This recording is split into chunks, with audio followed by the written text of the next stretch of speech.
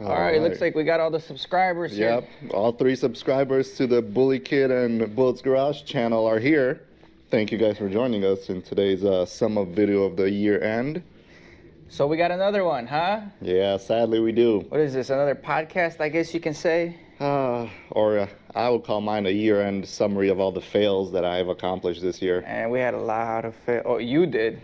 Not Yeah, me. you were successful this year. Yeah. My shit went downhill. Yeah, so we're gonna talk about all these fails this year, what we did, what we didn't do that we said we were gonna do on the last podcast. We're gonna tell them the truth about the Lexus GSF, the things that we don't talk to you guys on video, but they're all gonna come out on today. That's right. So stay tuned and keep watching.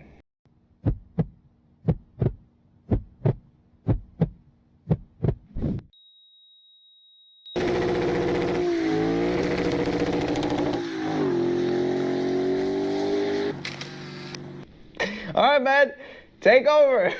All right, well, let's start off by talking about taking the car out of storage. We took it out of the year. I was driving, it was pretty good. I didn't have any issues, right?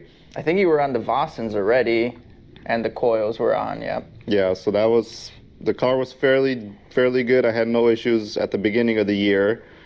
And then... Keep in mind, guys, it's freezing out there, man. Real cold. Real cold. Destruction has happened. Tragedy struck. And in, was it May? I think it was May. Man, you're jumping way fast forward, though. Before all that destruction and everything, took the car out of storage, you know, you ended up getting the eBay carbon fiber lip kits for the car. You got the side skirts. That's true. I totally forgot about that. You got the front lip. And, you know, the quality wasn't that great out of the box with the eBay carbon fiber, but you did compound it. You did what? Compound polish, and then I ceramic coated it to make it have a lot more pop of the gloss and shine, which it was a night and day difference. If you guys watched that video, you could see the before and after of me polishing and compounding it. It shined a lot better. A lot better. This guy has a lot of experience with carbon fiber manufacturing, as you guys know. Oh, yeah. So eBay lip kit, what's your opinion on that? What's the verdict, man? How much did you end up paying for the side skirts and the front lip? So the side skirts and the front lip altogether were about $680 for the whole kit. Looks good. Side skirts, I'm gonna clean this off, dust it off, wipe it down, make sure it's nice and clean. And yeah, this is the install of the side skirts and the front lip. What's a quality lip kit like that cost you from, like, whatever, Tom's Racing? Tom's Racing, just the front lip, I believe, is around $1,500. Side skirts are another $1,500, and then rear diffuser, if you get the full Tom's kit, it's about $6,000. Which is crazy in my opinion. So anyway, long story short, what happened to your front lip anyway, driving down, towards the end of the season? You were with me. We were driving down one of the roads here. It was late at night. The car in front of us, higher car, drove over something. I saw it last second, couldn't swerve to avoid, and it hit the front lip and cracked it. And that's that, as simple as that. It could happen to any kind of lip. Cheap, expensive, you never know. Exactly. So if you're low, if you're living the stance life, front lip, I mean, if you're dailying the car or anything like that, it's up to you. If you got the budget for a nice carbon fiber lip and it's going to get damaged, you can replace it, no problem, fine. But it's not worth it where we live, the roads aren't that great. So eBay lip kit looks great regardless. And there's so many people running this exact lip kit. And I've had people talk so much shit that it's an eBay lip kit, it doesn't fit right. I've seen at least 10 different GSFs running this exact kit on Instagram. Yeah. So everybody's running it, they like it. So for all you haters that don't like it, that's your call. Yeah, I mean, the only thing we did, I think originally the lip comes for a GS, right? Yeah, it's meant for a GS 350 F Sport. Yeah, so you did have to do a little bit of cutting there to make it look proper. Yeah, to make it fit a little bit better, but that's lesson learned. There's actually another lip kit on eBay now that they produced that's specifically for RCF and GSF. I think it's about $400 for the lip kit, but it actually fits perfectly. So if anything down the road, if this one gets too smashed up, we'll go look into that. But for now, lip kits are good, can't complain. Can't complain. Okay, what's the next thing, man? We're live. Oh, then what? What else happened, man? Well, I don't know, man. Look through your videos. You gotta look through your videos. I just want to talk about the noise, right? You've been having noise when you're driving. There's a lot of air turbulence while driving. And what do you think the reason for that air turbulence is? Well, the left driver's side window is making a lot of air, and basically what I read on the forums, It's making air? I mean, it's making noise when you're driving from the air.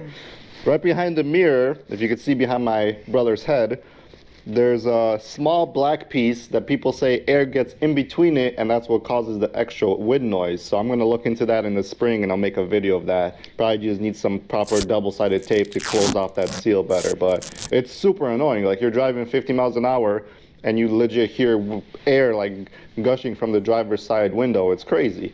And now, do you think, because I mean, those mirrors are big anyway. You always were complaining how big the mirrors are. Yeah, they're huge. But do you think the noise, the air turbulence got worse after you installed the lip, the front lip? No. And so the lip has nothing to do with it? Because I was thinking maybe, you know, it's not approved by the wind specialist and it's causing more turbulence or something like that. But okay, guys, you heard it. It won't interfere with extra noise or anything. Yeah, definitely not. The next thing I do want to talk about are the Vossen wheels. You know, the wheels are great, everything's good. But the tires, what tires were you running on them? Nitto Invos. Oh man, the dog's licking the mic. It's gonna sound real good. Wait, so let's say that again. What tires are you running on the Vossens? So we're running Nitto Invo tires, which were about $900. Fairly grippy tire, but the sidewall is extremely soft, Yes. and you could feel it. The car just does not feel stable from the back end at all. That's what I wanted to touch up on, because I know you mentioned that during turns and stuff, Yeah. and you feel, even though you have coilovers, you have supposedly stiffer and better suspension, the tires are a soft and weak point during the, when you're moving the car around. So it's like, it's weird because it's a race tire, it's a sportier street tire with low tread count. What is it, like 200, 300? 260 and then 220 in the front. So yeah, it's down there, I ran those tires all summer long, and then when fall came, I put these back on, and You gotta talk with this camera, man. And I was driving with the stock OEM wheels and tires with the Michelin Super Sport tires, and night and day difference. You could get off the on-ramp or off-ramp, and you could be leaning into that corner, and it feels solid. The Nitto Invos, they just keep bouncing around every bump you hit. So when those wear out, we're going definitely back to Michelin, the 4S tire. Yeah, so I've ran a lot of tires and wheels on my vehicles too, and it's crazy how much a wheel, an offset, a stretch, or going with a wider tire for the wheel, it plays a huge role on the setup of the car, the stability. So it's really hard to finesse and get it perfect. Like who knew? You're getting a lower tread count tire, you're getting wider rims and tires, and essentially they slightly handle worse than the factory setup. So it's hard when you're trying to modify cars, and that's where the thing is. A lot of people that modify cars always demodify their cars in a way depending on what they do, so it's hard. All right, guys, this is it. This is what you've been waiting for all these months. It is pouring rain. I'm out here in the rain getting wet to provide this content for you. So 15 mil spacer, perfect. I'm sorry, 10 mil spacer. You can see it right there. 10 mil spacer, looks pretty flush with the fender. It's not poking too much, nothing is rubbing. Look how good that looks. Then we move it back. Back looks pretty good too, no rubs yet, so we could maybe go a tad bit lower, but when it's not raining, I'm gonna figure all that out. But for now, as it sits, I mean, I have no complaints. It actually looks pretty damn decent with the way it's sitting right now. Let's move over to the passenger side, give you that angle view. Look at that.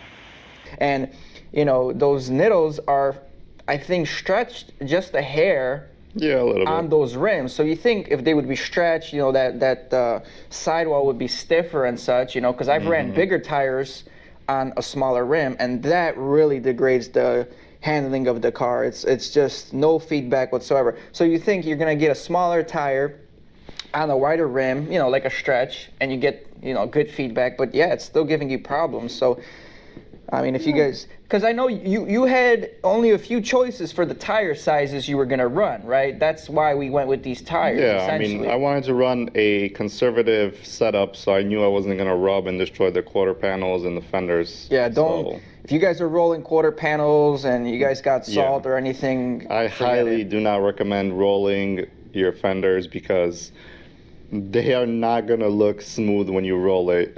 Any car you see that has rolled fenders, you see the metal, you know, bent and curved. It's just not a good Then look. it just starts rusting. Yeah, and it starts You know. rusting. It's just issues with that. So I'm not rolling or cutting or anything. All your cars had rust on them before from running stand setups or anything. Yeah, and because it's we just rolled fenders on the other cars, and it was a nightmare. rolled or rubbed. You know, if you get the Yeah. wrong setup and you're rubbing, it's just a slow process of cancer for your car. So yeah, we went pretty safe with that. We got control arms too. So worst case scenario, we can camber in. So yeah, that's the deal with those tires, guys. Be careful, do a lot of research. You know, honestly, I cheaped out on my tires on my 8th gen Honda Civic. I bought them off China on eBay for like $200 for all four. 'Cause he's cheap. But honestly, tires are very important. Probably one of the most important things on the vehicle. That's what's keeping you guys in contact with the road. So pay a little extra, get a little better tire. The car's gonna feel better, smoother, respond better. After all, that's what we're all trying to do, you know, improve the car, like I said, not degrade the car. All right, now let's get this video going. Let's talk about the major upset which happened next on the GSF. My jack fail, guys. Yeah, Jack fail video. Woo! That shit went worldwide, became worldwide famous, but I got no money for it. I don't know So, how famous you got, but man, people it's- knew me. yeah, I mean, that's the guy. You went to a car meet. Anyway, we're gonna play you a clip right now of this little thing for those of you that don't know what we're talking about.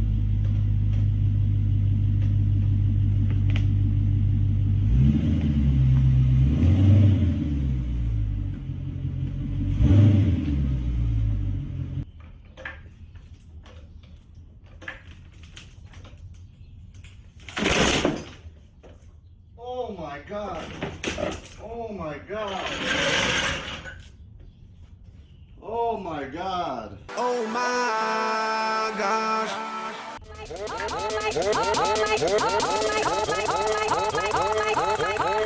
Oh my god. But essentially, he was lifting his car, and I'm telling you guys, getting coilovers on a vehicle and getting wheels, and you're trying to perfect the stance of the vehicle, you're gonna be raising that car up, And, adjusting stuff every hundreds of single day. times, Yeah, yeah. the whole summer, man, is gonna be like adjusting stuff if you're a perfectionist, you know. So that's essentially what you were doing. You lifted this car so many times, and it was just another day of you lifting the Yeah. car. You know, nothing to it, doing the Yep. same old crap. Well, the reason I was lifting it was to do the secondary cat delete on the car. Yeah, That's yeah, the yeah. reason I was lifting. The coils were all set up perfectly. It was good. I was like, okay, the next mod, secondary cat delete, and And that what cat delete was what? What company was that from? PPE pipes. PPE? Yeah.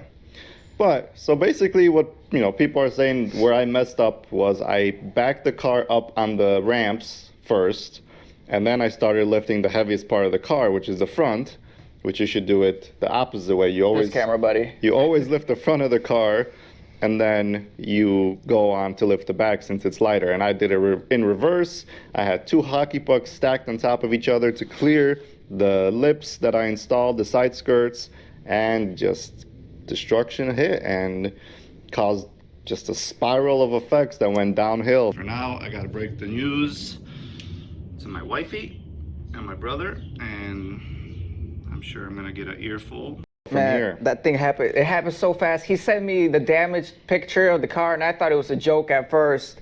But yeah, it was real, man.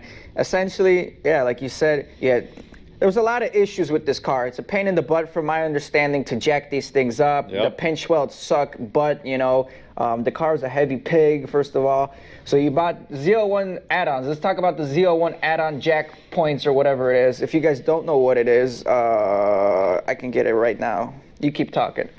Yeah, so basically I had the ZL1 jack pads front and back, and so I got the hockey puck underneath the pad, which I felt with my hand. It was perfectly underneath, but as you can see, those areas are very smooth. There's no grooves on top. That's the side that mounts to the bottom, and that's the top right there. So as I'm jacking the car up, the hockey puck slipped and crushed the car. And that's why I removed these suckers, because, they just didn't help with anything. Yeah, there's just too much friction areas. The fact that you had two hockey pucks, it's just, things can slip. Yeah, I mean, and the worst part about this car, Lexus only recommends jacking it from the rear differential, okay, which is doable if you're doing from the rear. But on the front, they say to jack it from the front cross member, which is so far behind the front wheels that there's no way that you could get a front jack underneath that car, even if you drive it up on something. So I don't know how they expect you to jack it up from there. What they expect you to do is go Take it to the dealer. take it to the dealer, pay up, and Yeah. don't do any work on your vehicle.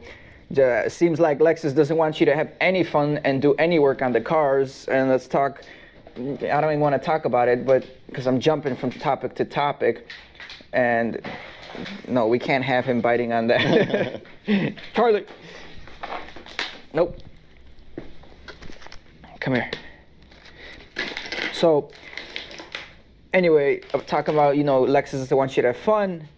Before we go back to the car fail thing, it's that stability control and traction control thing, man. Like, you bought a car, V8, a lot of power, and, all these lights keep coming on every time you try to drift it a little bit, kick the rear end out, do a burnout. It's just a pain in the ass. It's a pain. It's so 50-step stupid. process just to turn off traction control or something. Okay, so parking brake is activated. Let's get to it. I'm going to put on the brake, press this down, start the car, and I'm waiting for that caution sign. Once I see it, I'm going to start the process. Caution sign. E-brake out, e-brake in. E-brake out, e-brake in. Foot pedal out, foot pedal in. Foot pedal out, foot pedal in. E-brake out, e-brake in. E-brake out, e-brake in. Foot pedal off, foot pedal on. Foot pedal off, foot pedal on. And unfortunately, it did not work this time. So, Like, come on, man. People bought this car to have some fun. Yeah, but and it's Lexus, Toyota brand. Toyota's all about safety and keeping the customers safe, and so is Lexus for the most part, because most people that buy Lexuses are older folks, and they're all, they're standard sedans or SUVs, so their safety systems are very integrated into the car. And so same thing with the Lexus RCF GSF. Yeah, but that's a fail. I think that's stupid. I mean, even if you go to the track, you're dealing with so much BS. Yeah, like removing the traction, making sure it's off, so you can launch the car properly and get a better time. It's just a headache. And yeah, like the car will not let you do a burnout. So if you're in the drag strip trying to do a burnout in the box, you have to do the pedal dance in order to do it. And it's not easy, right? it's not easy. Half the time you have to turn the car on and off 3-4 times while you're doing the process to get the car unlocked to do a burnout. And sometimes it doesn't work. You just give up because you're frustrated. Who's gonna keep starting the car on and off to get this damn process to work? So it's just so stupid.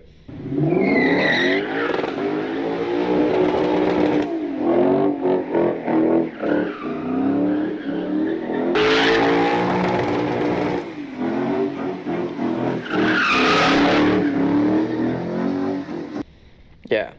So let's jump back into the car fail video. The jack essentially wasn't really moving forward when you were jacking the car up. You probably screwed up jacking, get the back wheels up first and such. But, shit happens. You live, you learn. Let's talk about the next step. So, the steps were, I'm like, I have to go through the insurance because this is going to cost money. Shit has to be painted. Door has to be replaced. Who knows what has to be replaced? I'm like, the only way to go about this is to go through the insurance. So my wife had a friend who works at Gerber Collision, she was like the adjuster or whatever.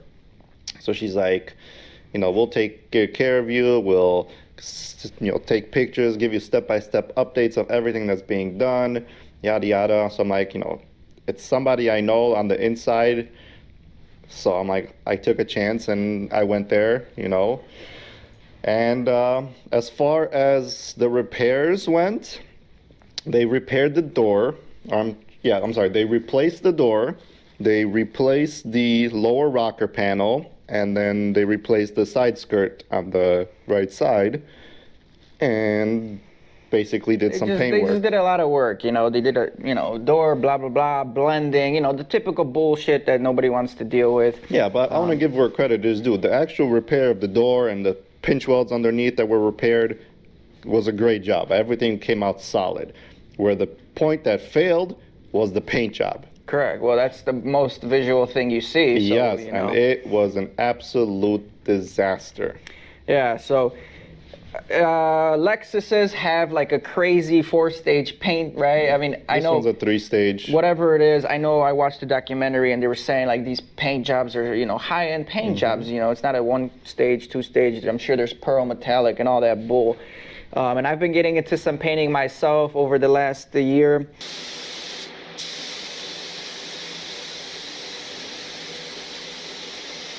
And, I kind of been going through the steps myself with a cheap Rust-Oleum paint. But essentially, they had to paint these things multiple times. There was runs in some areas. There was contamination with like trash. Dust and stuff that was clear coated over.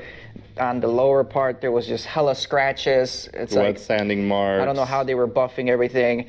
The way they taped everything off didn't seem that great because you had, how when you wet sand, they had, all that debris all over the grill or all over the inside of the engine. You could see it. So it wasn't masked off that well. And, we're not professionals. This is our opinion. And let's put a disclaimer right now that, we're entitled to something. Anyway, we're very disappointed. Essentially, you had to go back and forth between the body shop. You even were taking the fender off yourself because you didn't want to go back to the shop so they can scratch up some other stuff. And long story short, after they painted everything, it was like, okay, that's it. It's okay. Yeah, it's okay. It's just okay. It's not perfect by any means, but I'm like, it's by the time that I've been going back and forth, it was almost a month of going back and forth, and so it was like almost end of June, and I'm like, dude, I need my car back. Summer's here and you're not driving it. So a lot of time was wasted with the shop and just getting it fixed, but yeah, and then you took it to Chicago Auto Pros for a full detailed, and single step paint correction again, and they even said they tried their best to get the fenders, polished out as best as they could, and they said the fenders were really, really bad.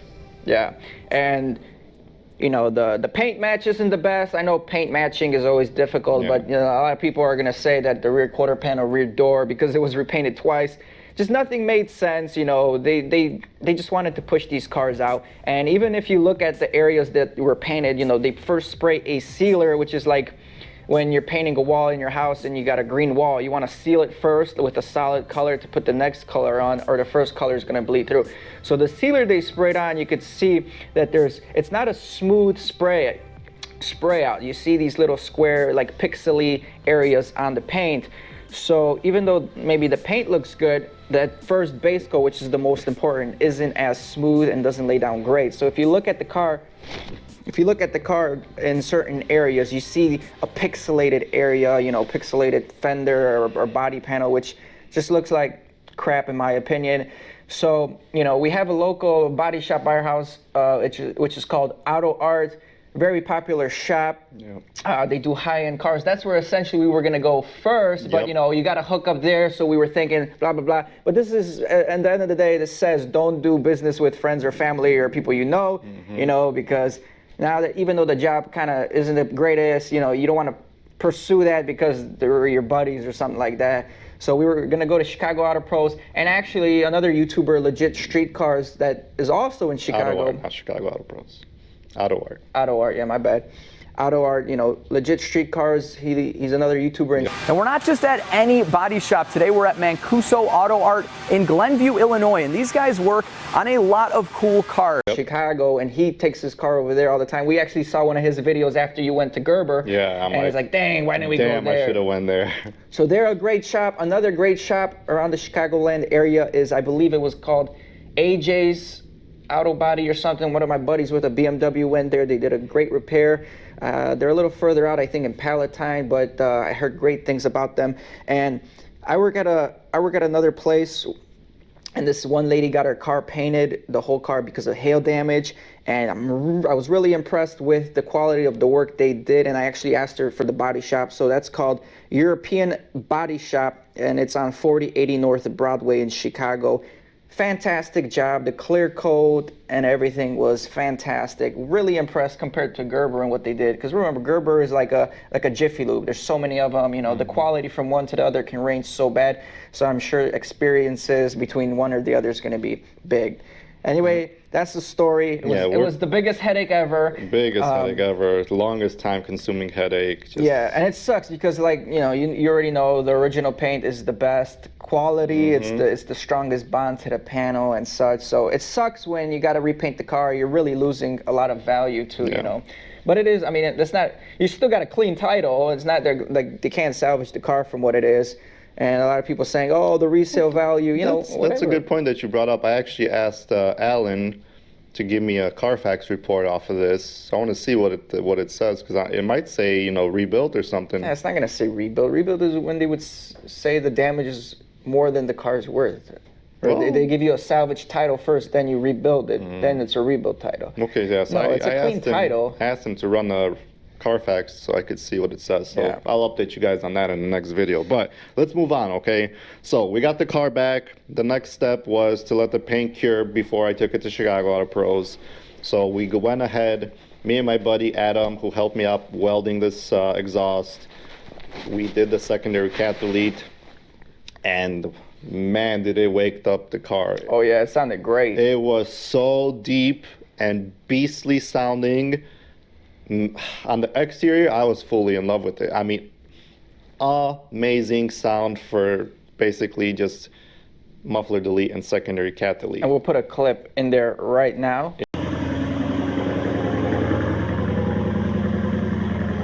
Oh yeah.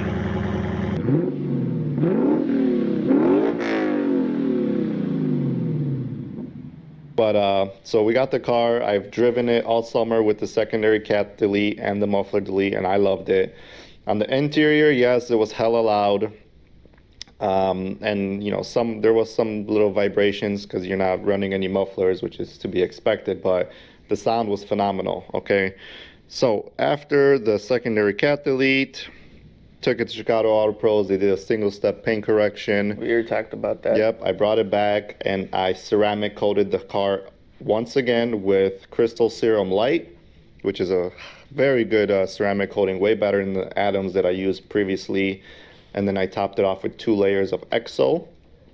Phenomenal beading. The car stays clean. You just gotta basically hit it with a pressure washer, and it stays clean. So it was a great product. I highly recommend it. So one thing we did, you know, after all this, and you got a RR Racing intake as well. You had the carbon fiber tube, and you know, we finally went to the dyno, right? Yep. This year. We went to the dyno. We got pretty good numbers. It was a dyno, right? You put down, I think it was 410 or 411 was the highest. 411 in 4th gear was the highest. 4th or 5th? 4th? 4th, Oh, yeah. okay. The highest in 5th was 402, I believe. Yeah.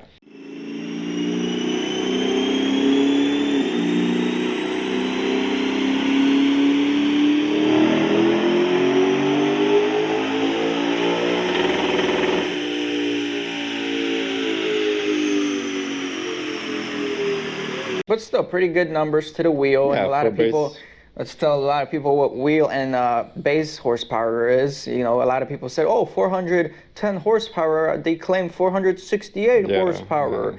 Like, I don't know. A lot of people still don't know what wheel horsepower is. That means it comes out of the engine, it goes through your drivetrain, it goes through all the moving components of the car, and that power to the wheels is what's left over. How much power leaves the engine and leaves the tire. You know, a lot of people still get confused on that. Yeah, so that's wheel horsepower. Yeah, if we calculate it to crank horsepower, it's probably right around that 460 whatever, 467, yeah.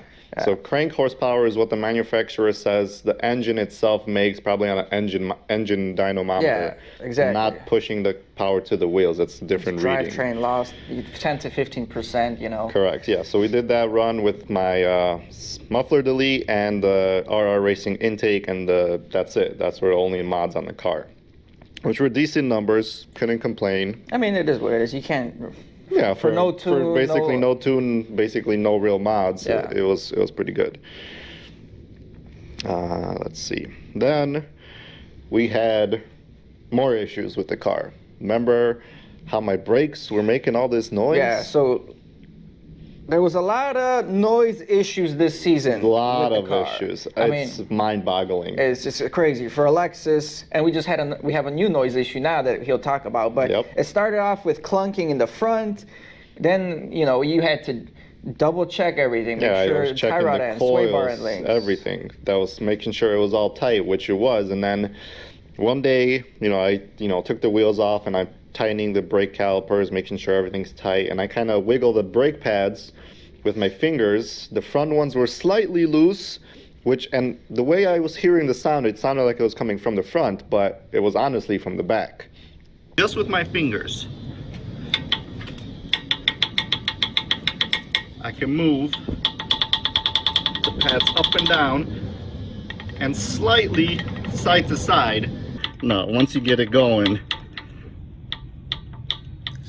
What it was my rear brake calipers, it was my rear brake pads that had so much play in them that even Greg was mind-boggled. How could there be so much play? Like, this must be defective. It's ridiculous. It's ridiculous. It's big. This is a big brake kit, essentially, the way it's manufactured. It's not like your everyday daily driver kind of vehicle.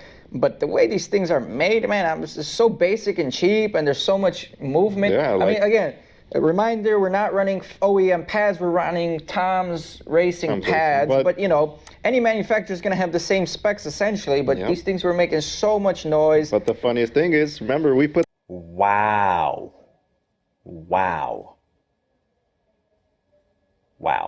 the stock pads in, and the stock pads were also moving. Oh, they were, huh? Yeah, so I mean, it was just... Weak manufacturing, Lexus or Brembo or whoever made these things. I had to do some, modifications, kind of bend the hardware clip a little bit backwards so it could have more tension on the pads. And we're not even going to tell them how we fixed this problem. But we fixed it. It's fixed. It's good to go. Now it's quiet, so... Let's just say it's not SAE approved. Basically not. But yeah, you had other issues before, right? Was it always the brakes? Because there was some other issues we had. Last year was the sway bar link was loose. That's what we were trying to diagnose. Sway bar link, this and that, and I'm telling you, it's just noise after noise, and and more reasons why you gotta jack the car up, take things off, jack it down, jack up, jack down. Check it, whatnot. So we got so sick of this, we were hoping Quick Jacks would sponsor him after the jack failed and something. You actually reached out to them. Man. I messaged them. I'm like, did you see my video? I need your help so this doesn't happen again. They didn't even write back, guys. Yeah, man. So then businesses, Anyway. You got Quick Jacks. I got Quick Jacks. You invested it with your own money, and I did. How do you like them so far? I mean, honestly, I think I should have invested a long time ago because it helps so much in lifting the car safely and being under it safely, working on it. Evenly and without flexing the chassis. The initial setup to get the jacks aligned under the car perfectly takes a little bit of time, but once you get it aligned, you just press a button, you go all the way up, and you're safe. Even, you saw it work. It's I saw nice. It one time. Gives you a lot of room underneath the car when you go out to the second lock position. So we have no complaints with it. It's a very good product. Yep. Much recommended, much safer. Yeah, I mean, like you said, the heavier the car, the bigger the pain it is to lift. That's why I like dealing with smaller cars, not V8s, full sedans. It's a lot more weight. The more weight, the harder everything is. What else we got going on? So let's talk about some of the stuff that we removed off the car. oh, so, yeah. coming to the end of the year here, I ended up selling my RR Racing, the carbon fiber elbow. Essentially, we went back to stock because I told you to go back to stock. Basically. And we needed some money for the quick jacks. So Basically, we so- sold some of the parts. Yep. And And yeah. we're happier after. So Exactly. we just move on from that part. So, next issue, my exhaust started leaking. Yeah. Exhaust leak, check engine light kept coming on. Oh, yeah. So I had Lexus. I had the secondary cat delete. I did that in June, and then like in October, September, boom, check engine light comes on one day. Code was like PO420, which was basically exhaust leak.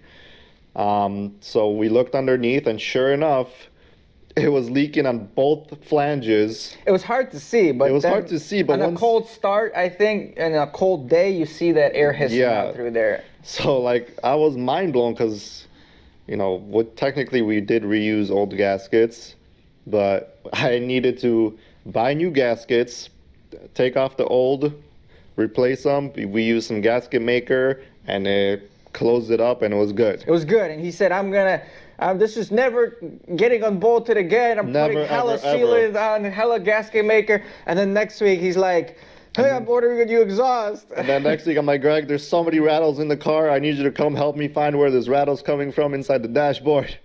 Oh, yeah, we took the dashboard apart Yep, because so- the dashboard was rattling.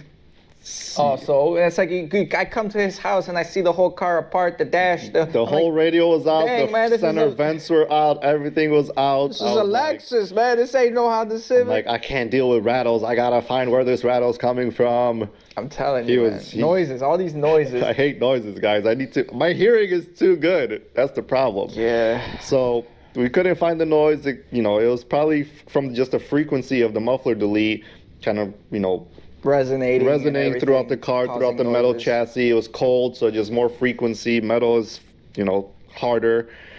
So the next choice was to just change exhausts, and I got a Joe Z catback from Mod in Japan. My boy Lou hooked it up.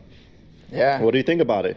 I think it was a lot of money, but the fact that it's all one company, it's not a custom. Because again, we had a custom catback exhaust originally. Yes. It's there's less R&D involved. It's just a welder, a fabricator that's doing the work himself. So it's not going to be as Perfect, perfectly as aligned. well created compared to a company that can R&D. But yeah, it looks great. You got the secondary cat delete, full exhaust. You got mufflers, resonators. With V-bands.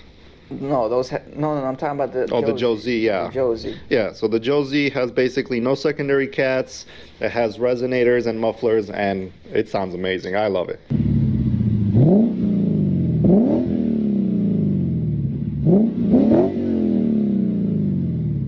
Perfect exterior sound.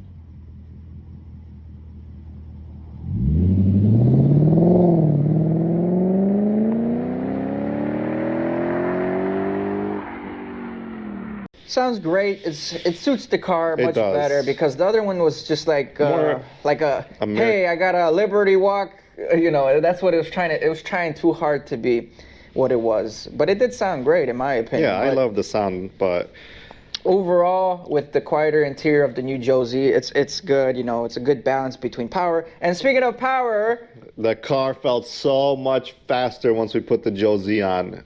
It was night and day Bud Dyno difference. The said Bud Dyno said a lot more 50 torque. horse, 50 torque on the spot. Yeah. And what we thought it was is because there was basically no back pressure since we removed the mufflers. So no back pressure, you lose low end torque. That's hands down given It's just standard. airflow science. Yeah. Velocity and momentum of the air moving out and back pressure all play a role of power. Exhaust size and tubing and length all play a role.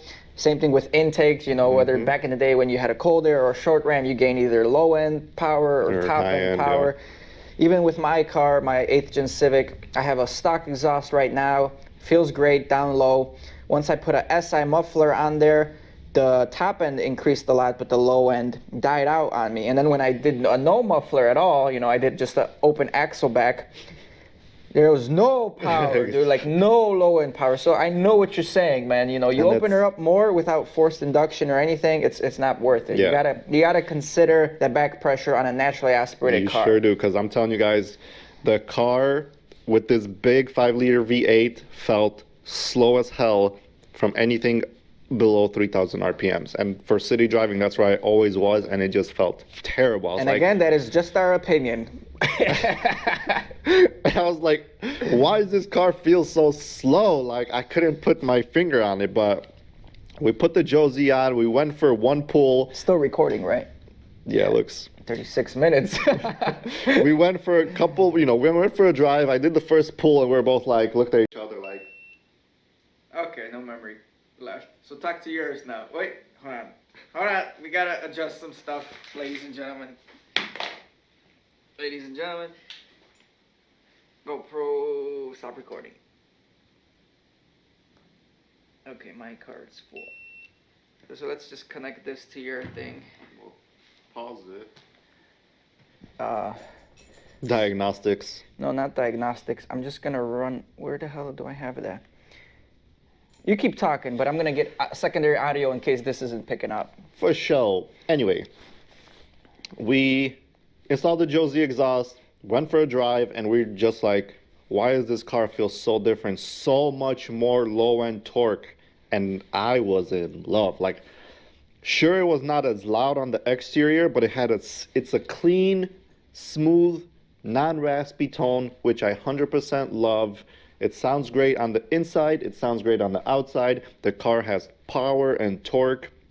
So I was extremely happy with the exhaust. I highly recommend it if you're looking for a subtle sound. I highly recommend it. So hit up my boy Lou from Modern Japan if you're interested. Then we got this in, and I'm like, okay, we got to go to the dyno. Oh yeah, we wanted to dyno it. I'm like, am I making more torque? Am I making more power? So we went to the dyno, same place, same.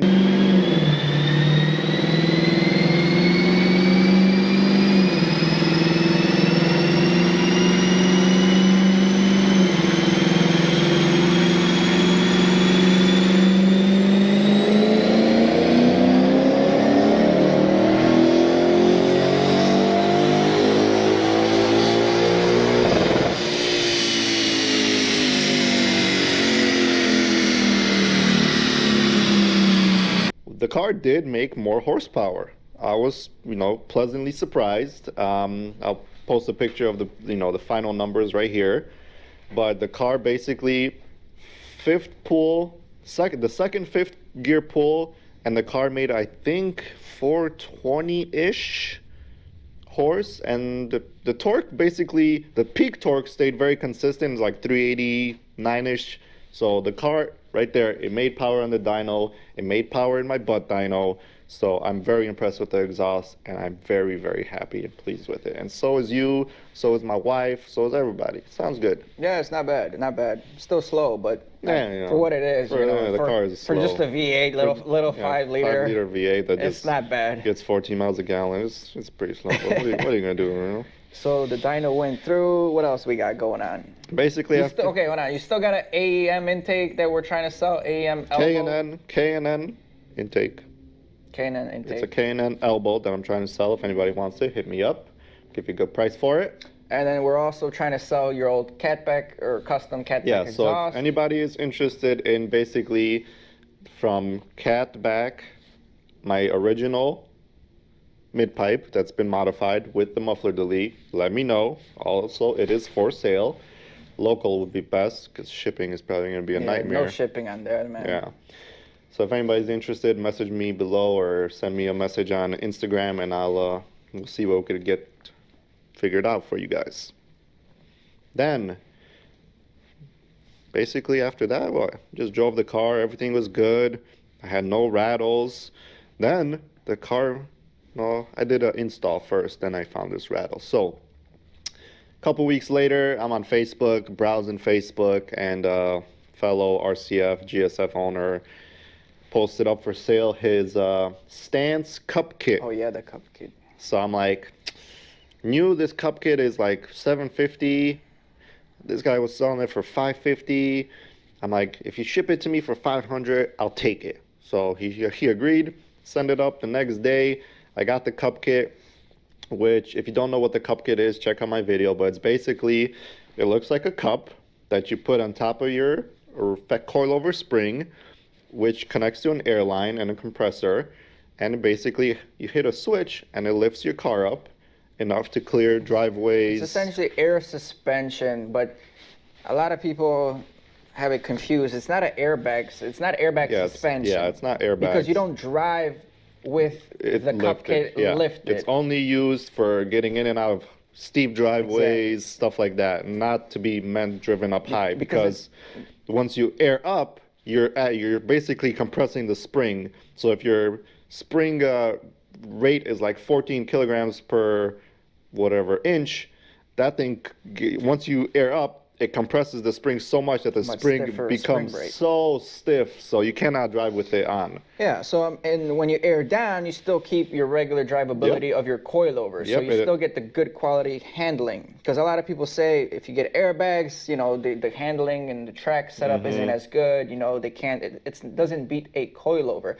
And, you know, that's not what we have here. We have the coilovers for your aggressive driving, you know, that quality and suspension geometry. And then we have the cup kit for the convenience of going up and down stuff. Cup kit is for the car not being a track car, just being in a city car lowered. So like you said, you just air up when you need it. And it's, you know, once you air up, it's aired up. You know, it doesn't have that squishiness as a bag does. You know what I'm saying? So, yeah, you don't drive with it on. It's just when you need it, you air it up, and that's it.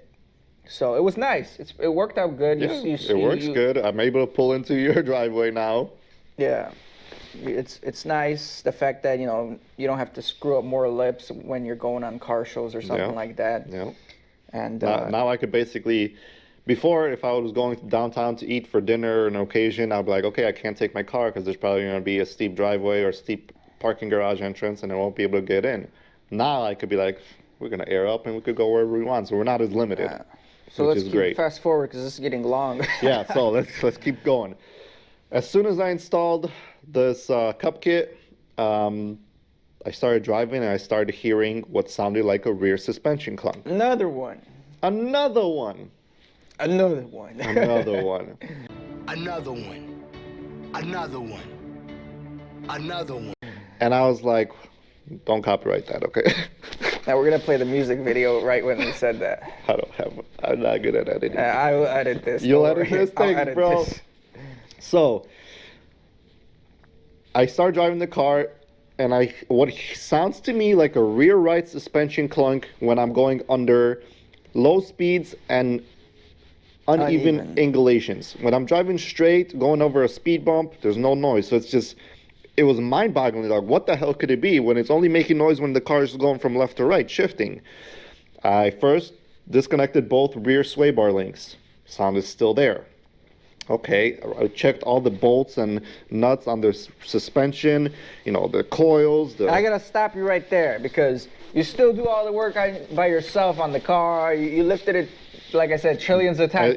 If you're a tuner, if you like doing this shit, you know, buying all these aftermarket parts, and you don't know what you're doing, you got to take it to the shop for every noise, you're going to pay a lot of money, man. This is going to cost you a lot of diagnostic fees and all that, you know what I'm saying? Yep, so, you know, it's cold, I'm under this car, we're looking for it, Greg came over to help me.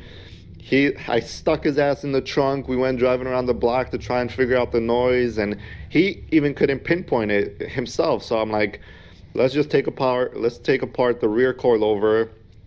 You know, just make sure it's, you know, the spring is good, make sure the shock itself is good. Pain in the ass. Pain in the ass. So we took it apart, and lo and behold, nothing ever goes smooth when you're working on a car. The freaking top mount bolt stripped the threads on the actual shock, and the bolt itself stripped. Like, on a coil that's a year old. Yep. Mind blown. We were impacting it. The only thing I could think of was... Yeah, but we were impacting it, removing it, which is fine. The only thing I could think of was the impact slightly went off, you know, to the side and it cross-threaded, but ended up having to fix that, which was another delay. Luckily, we bought a thread repair kit, Yes. and we fixed the threads, and we were able to put a new bolt on. Because Correct. if you screwed up the threads to that point where they're not usable, now you gotta go You hit gotta- up your boy you Mod gotta- in Japan, and you- we'll see how much he tells you to pay. You know? Yeah, because they basically have to replace the shock itself. And for those of you people that went through this before, I'm curious because are they gonna sell you one coil, or do they have to sell you a whole kit again? You know, if they have to sell you a whole I kit, doubt it's the whole it's gonna kit. be a It's pain. probably just I don't know. 'cause, you know, when I originally got the rear suspension, the adjustment was underneath the car. So I just sent them out the rear too, and they Yeah, I remember converted that. it. So I mean, I'm sure they could have done the same thing. Yeah, but it's still unfortunate. But we were fortunate to fix it. yeah, we were fortunate to fix it. We put everything back together. Sound is still there. Surprise, surprise. So then I posted. I'm like, I was fed up with the car. Okay, guys. I'm like, I'm sick and tired of lifting this car. I'm sick and tired of doing shit to this car. I just want to drive it and enjoy it. And it just something always kept freaking happening. Okay, so I took the car to the car wash. I washed it, brought it home. As you can see, put it up here and stored it. And I'm like, I'm gonna worry about this shit in the springtime. So I keep telling him you should have stored this car 2 months ago, and now that you didn't, you're getting all these problems with the car. So then he's like, "You're right, Greg. You're right. This Friday I'm storing it." And so basically I posted a picture on Instagram and I wrote basically, the car's going into storage. I'm upset. I hear a rear suspension clunk that I can't diagnose. And somebody commented and they said, check your sunroof seal. And I first thought, I'm like, what is this guy smoking? How is my rear Smoking that good suspension, shit. my rear suspension clunk could be a sunroof seal? And I'm like, okay, whatever. Didn't think much of it. Then I started Googling on the Club Lexus forums, and on Facebook I posted a video, and sure enough, people started commenting. On the forums, it was basically the GS models, 350, 450. People are like, I've had this clunk that sounds like it's the rear suspension. I took it to the dealer. They diagnosed it as the sunroof seal. That's bad. That gets worn and creates this sound that mimics the clunk of the rear suspension. And I'm like, my mind is blown. Like, how could a Lexus have a sunroof issue that causes a suspension like noise? So Hey, you get what you pay for, dog. You should have bought a Bugatti. should have bought a freaking Honda Civic and called it a day. But anyway, did some more research. Sure enough, multiple people said that it is the sunroof seal. So You're will really be, dragging this explanation out, dog. I'm gonna be going and replacing the sunroof seal. So stay tuned for So that. we'll include a video here of him pressing against the sunroof, and you can hear for yourself the stupid clunking noise on a car that's like 3 or 4 years old. And Just have a listen.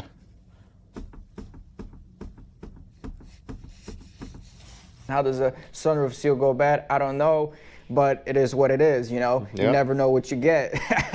Anyway, let's drop that sunroof thing. What else we got to talk about, man? That's it. That's pretty much where we're at right now? That's where the point is. We're putting the car away. It's done.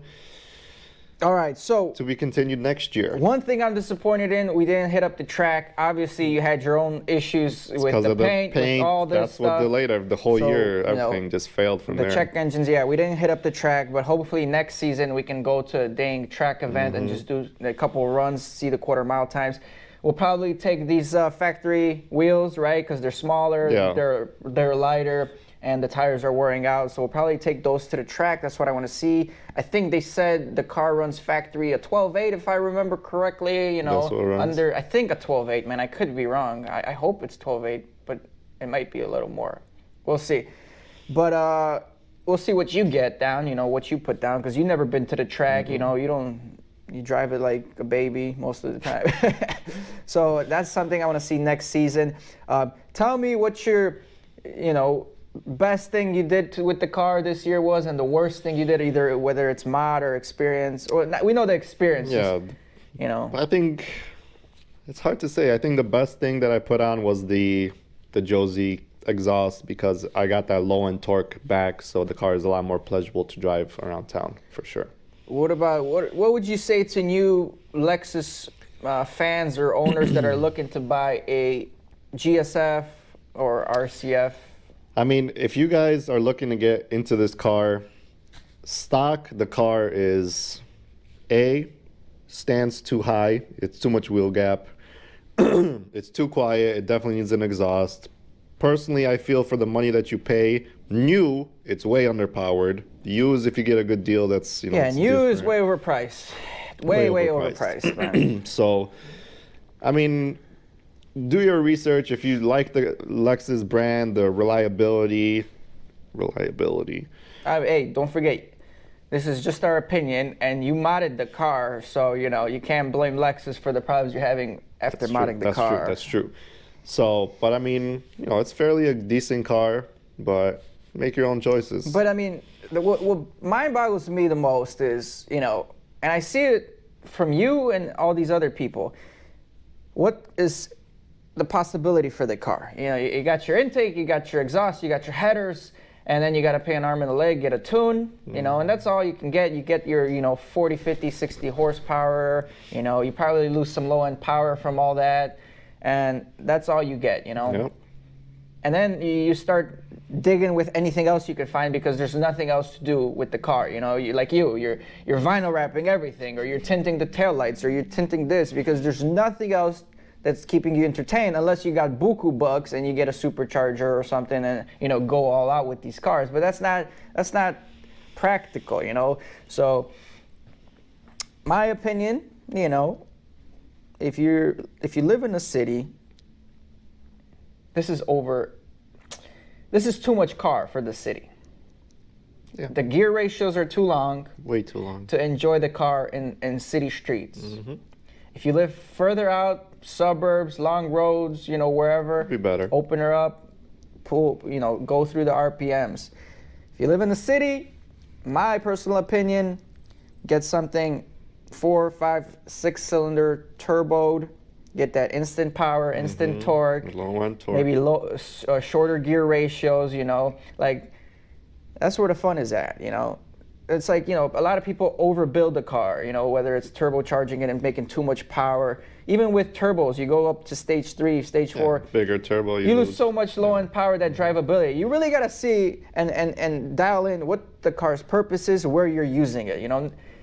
Oh, you bought a Corvette, but how many guys go to the racetrack with a Corvette? You bought a GSF, it's a city car, A to B, you know. And a lot of people, like I said, they're overbuilding cars, and by overbuilding them, they're making them less practical and less usable for their purpose. Yeah, but let's basically end this video here.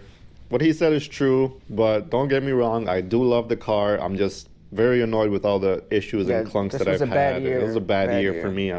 Hopefully 2020 is a better year for me in the car and no issues, so I don't have to jack it up anymore. But on a good note, last year I think we made this video. I think you were just crossing 1,000 subscribers. Yeah. Right now you're just about to hit 3,000 subscribers. I think I'm like 60 subscribers away from 3,000. So if you guys haven't subscribed yet, please make sure you do, and I really appreciate it. And you know, same here. Go to Bully Kit. Subscribe to Bully Kit. We just picked up a welder. We got the spray guns, more painting. And, you know, I do some videos of his car as well, and I make my own opinions because, you know, I have a lot of opinions on a lot of things.